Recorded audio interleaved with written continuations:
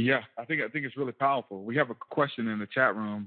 They want to know some information and how this conversation can relate to the Coral Castle. That I can't directly connect. I don't know a lot about that. Okay, well, they're just saying that tones and sounds were used to actually levitate objects.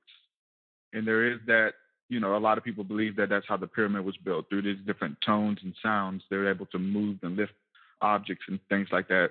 Much like the experiment with, well, not experiment, but what happened with the walls of Jericho, how there was a sound that came forth and the walls collapsed. That this. You actually had an occurrence of that with my space stereo system. Mm-hmm. So the space stereo system, this is something that I picked up from RCA a long time ago with the laboratory that I built for equipment, is this Earth stereo thing I'm talking about, where you have a radio station broadcasting in some part of the Earth, and the signal bounces around in the Earth ionosphere space and echoes and all that. It produces a type of stereo that's a little different than the stereo you get out of a normal recording.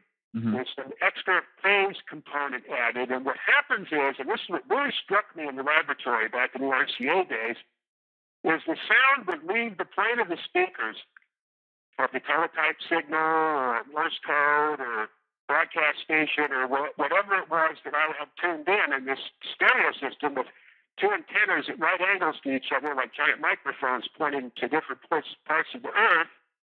The sound actually had a presence in the room. You could reach out and touch it. Hmm. And if with music, it's like, the instruments would separate themselves and float around in the room depending upon how the ionosphere was pulsating. The speakers weren't even part of the experience anymore, nor the space between them like normal stereo. Mm-hmm. So what I had built was, again, at my research facility in the Mojave Desert, I reconstructed one of these. It took about 10 years to put all this stuff together again because I lost all the original equipment.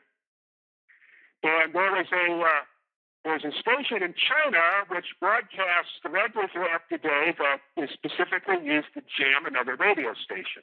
Mm-hmm. And what they do is they play 1 hour of Chinese classical music, on a 500,000 watt transmitter on top of somebody's frequency somewhere that they don't like. So with my antenna system, I can pretty much separate the directions and focus on the Chinese station, and the music was just completely out of this world. It was fantastic. Mm. So I would have, my big speakers and my power amp rolling away with this thing, like a rock concert level in the equipment room, having a good time experiencing it and watching it on my oscilloscopes and stuff. And I happened to have a small headlamp that was laying on the desk that I used as a ballast for battery charging. And there was an interval in the propagation of the music from China to here, and the waveform of the music itself is the headlight jumped 6 inches in the air off the desk. Mm. I saw this with my own eyes. Mm-hmm. So what I started doing then was sitting at that spot in between the speakers. Yeah. And it really does something to your body. I think it can actually heal the body if you use Mm-hmm. the right kind of music. Yeah. Yeah, I think that I guess with every fact that you have, whether it can do damage, I think for that to be true, the polar opposite has to be true as well. That if it can do damage, it can also be used for healing. Yeah, well, originally that's kind of what this was all about. Mm-hmm. The church was a place to go in, and if the plants were lined up right and everything was, appropriate, the atmospheric polarizations or whatever, you went into that and you were recharged. Mm-hmm. Yeah. But today's society has taken all of these fundamentals and principles and turned them around into destructive and mm-hmm. degrading means to make people sick and helpless. Yeah. Yeah. Make you passive or make you, I think they give you just enough to keep you coming back, like they give you just enough healing or, to make you reverence them and think that they have some type of power or some type of ability to be in touch with God, instead of letting the lay people know that they can do this as well, Well, that was the downfall of the church, and that's mm-hmm. why, Martin Luther had to come about and yank this out of their hands. and set things straight again. But, that lasted up to the time of Bach. But then the age of Romanticism, came in and destroyed everything, including the organs. They tore all the tracker mechanisms out and used telegraph relays instead and the whole thing, and just debased the whole thing. The concept of God, as conceived from the day of Pythagoras and all that, just completely vanished. And then by 1900, it was just turned to trash, complete trash. Well, fortunately, there was a revival in the 60s, particularly around San Francisco, and then, of course, the Beatles and a few other, British groups brought music back, started to bring it back to that level, and it became very popular, but then it just, after 1970, it took the big slide, and so this stuff now I wouldn't even call it music. The names I have for it probably would offend everybody, so I won't use them. All right. Well, we got some of these people waiting on the line. They want to call in, but I want to tie that into about with the sound and the vibration, being able to change physical matters when you have like a glass, and they've done experiments where you can turn the sound to a certain volume at a certain frequency, and the glass cup will actually break. So that right there is an experiment. Or if you can't do it yourself, if you can't reach those pictures, there's videos where you can actually watch that happening. All right, we're going to take our first caller, and if anybody was on the line waiting, go ahead and call in now. We'll take your call. So this call is coming from British Columbia. Hello. How you doing? Hello. Really engrossed in your subject today, man. It's really nice. I'm just meditating on it. It's beautiful. What I wanted to say today, I don't know. I don't have much of a question, I guess, but I just know the Bible, it's all about the Word of God, The Word, that's the Word. It'll always be the Word. The Word is it. But, word vibration. Yeah, vibration is sound, right? Can you think of something that vibrates in the world? Everything? Maybe space, the abyss from whence God brought forth the world of creation, right? The substance. So I guess what I try to say, I've been working hard on my music. It's beautiful. And the monks were meditated. They have the double vocal cord, so the ratio thing makes sense too, because when you harmonize your double vocal cord, it makes that Fibonacci scale or whatever it's called. I don't know. The music is beautiful, man. Love music. Yeah. I just need some guidance right now, man. I'm trying to find it, but I had so much I want to say.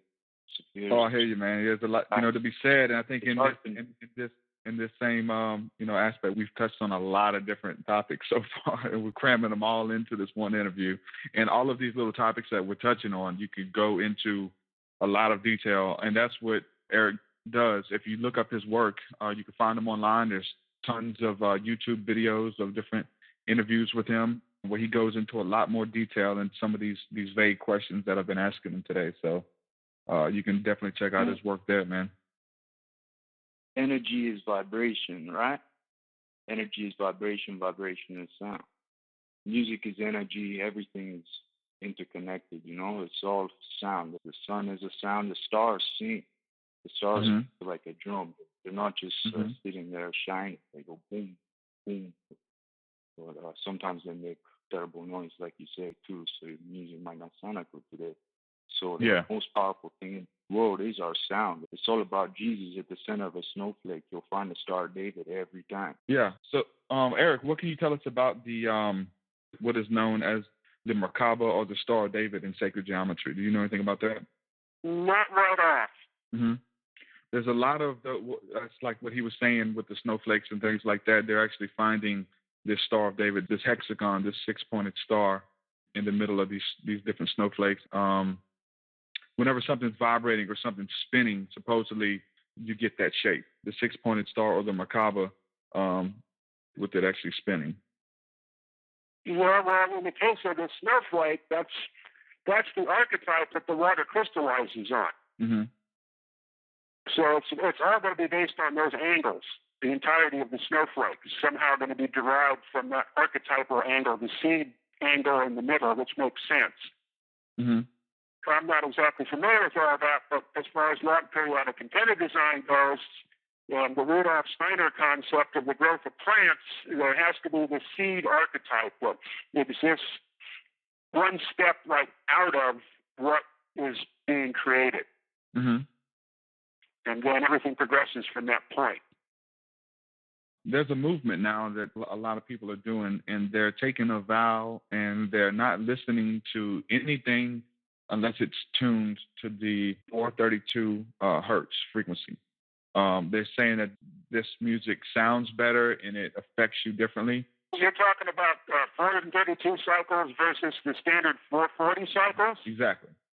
Well, then that brings us right to back to the Pythagorean thing, because the 256 cycles is the 256 is a very important Pythagorean number, and the C should be 256.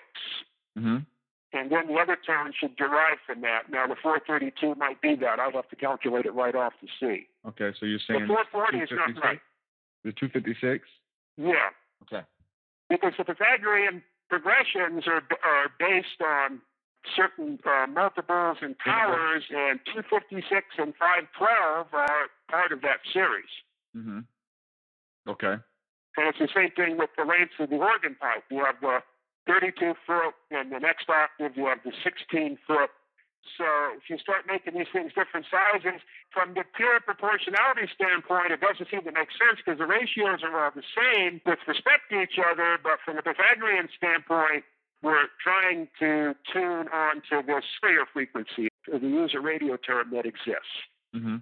A suppressed carrier frequency that is behind everything, like in single sideband, where modulation is going to sound all distorted or be beyond the range of human hearing until you reinsert the carrier signal that derived it, and then all of a sudden the speech comes out as audio perfectly crystal clear. Mm-hmm. So that would be the reason for landing on 256, because that is like a natural carrier or reference frequency for this whole system of music as we're talking about it, not as it's thought of by physicists.